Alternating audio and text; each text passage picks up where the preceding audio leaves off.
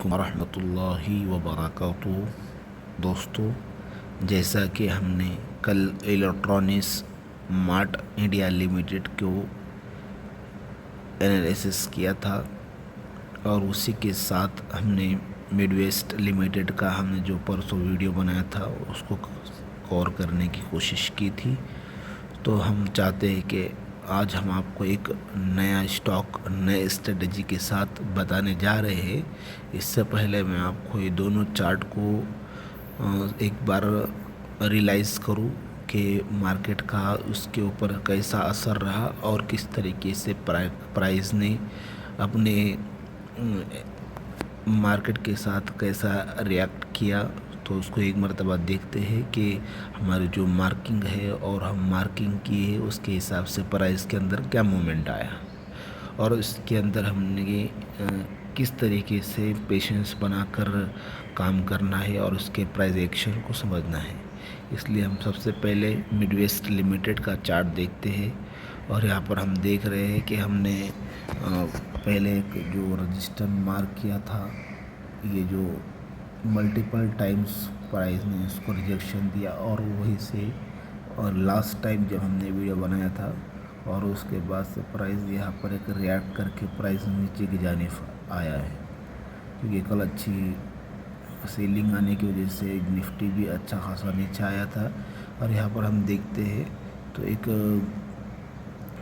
Demand zone का price ने एक रिजेक्शन लिया है और उसी के साथ में अगर हम देखते हैं तो ये एक ट्रेड लाइन है। ये ट्रेड लाइन का भी प्राइस सपोर्ट ले रहा है मल्टीपल टाइम से। अगर दो हमको कंफर्मेशन मिल रहे हैं कि प्राइस यहाँ से ऊपर की जानिब जाना चाहिए।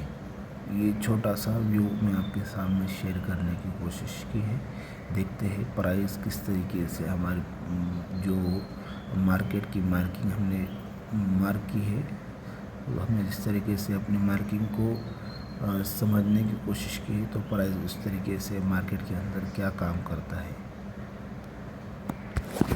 इसी तरीके से अब हम कल वाला जो चार्ट था उसको समझने की कोशिश करते हैं, जो EMIL शॉर्ट फॉर्म है। और हमने इस तरीके से कल के वीडियो में एक चीज़ बताई थी कि प्राइस यहाँ पर एक रजिस्टर बनाया और यही रजिस्टर का ब्रेकआउट आया और यहाँ पर ब्रेकआउट हुआ और ब्रेकआउट के बाद प्राइस ने ऊपर की जानिब एक मूव लगाया। उसके बाद फिर से जो रजिस्टर था और उसको सपोर्ट बनाने के लिए प्राइस यहाँ पर आया हुआ था। दो कैंडल थी, अब तीसरी कैंडल का मैंने अनुमान लगाया था कि यहाँ पर प्राइस ने इसको एक रिजेक्शन देना चाहिए और उसको यहाँ पर एक सपोर्ट लिया और यहाँ पर अब सपोर्ट लेने के बाद एक बुलिश कैंडल बनना चाहिए। अब बुलिश कैंडल जब बनती है तो उसके बाद हमको यहाँ पर एक कैंडल का हाई टूटने के बाद हमें एंट्री बना सकते हैं और एक कैंडल का स्टॉप लॉस रख कर। ये सिर्फ ट्रेडर जो होते हैं इस तरीके से अपनी एंट्री को बनाते हैं। ये हमारा दूसरा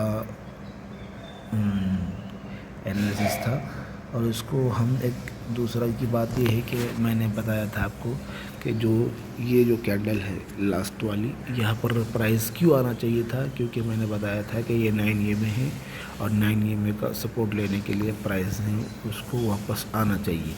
देखते हैं इस तरीके से जो मेरा पीले वाला जो है ये 9 EMA होता है मेरा, इसको प्राइस ने रिएक्ट किया और देखते हैं अब इंशाल्लाह आज किस तरीके से प्राइस उसके साथ खिलवाड़ करता है। अगर ऊपर की जानिब जाता है तो हम एक अपसाइड का मूव देख सकते हैं जो ऊपर की जानिब जाए।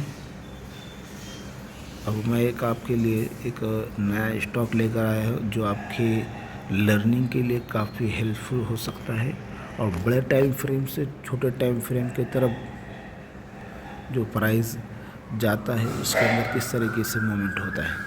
उसके लिए एक PIND ये स्टॉक है, इसको मैं पहले मार्किंग हटा देता हूँ और इसको समझने के लिए सबसे बड़े टाइम फ्रेम पर लेकर जाता हूँ और 3 महीने का बड़ा टाइम फ्रेम है।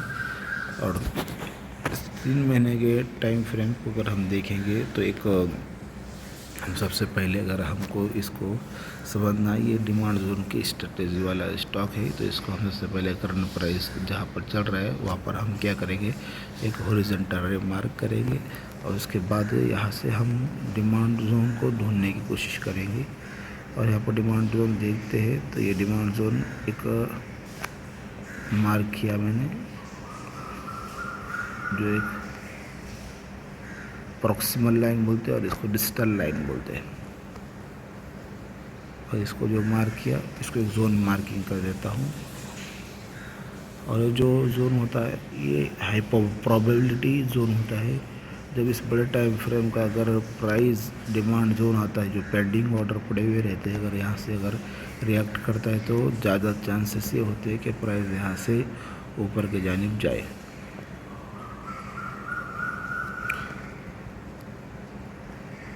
और इसी तरीके से अगर मंथली टाइम फ्रेम में हम इसको देखेंगे तो ये स्टॉक डाउन ट्रेड में है, क्योंकि स्टॉक ने यहाँ पर एक हाई लगाया, हाई लगाने के बाद एक लो बनाया और लो बनाने के बाद एक लोअर हाई बनाया। ये पहले वाले हाई को ब्रेक नहीं कर पाया,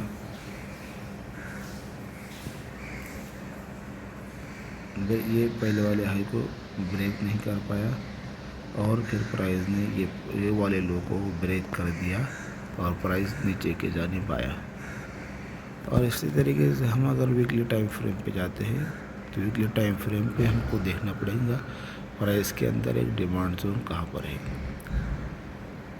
ये एक डिमांड जोन है जिसको हम मार्क कर सकते हैं। अगर हम यहाँ पर देखेंगे कि ड्रॉप बेस रैली, ये एक डिमांड जोन है और जहाँ से प्राइस ने आज रिजर्वेशन लिया है और प्राइस यहाँ पर रुका हुआ है, देख रहे हैं हम। और इसके लिए हमको सबसे पहले ये मंथली टाइम फ्रेम का सप्लाई जोन देखना पड़ेगा और यहाँ से हम ये पहला टारगेट मान सकते हैं।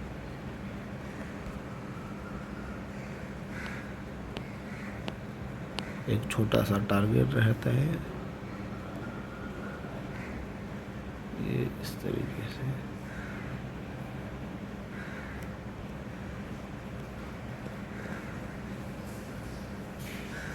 ये एक हमारा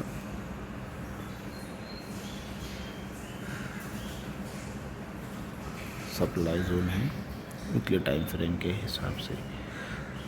देखो प्राइस ने यहाँ से जाने के कम चांसेस होते हैं, लेकिन प्राइस अगर इस जोन में आए, इस जोन से ऊपर जाने के ज़्यादा चांसेस होते हैं। इसको हाई प्रोबेबिलिटी जोन बोलते हैं और इस पे जाने के चांसेस कम रहते हैं। अब देखते हैं प्राइस क्या करता है, क्योंकि जिस तरीके का मार्केट अभी आप देख रहे हैं, तो क्योंकि कल जिस तरीके से सेलिंग आई उस हिसाब से प्राइस ने क्या करना चाहिए।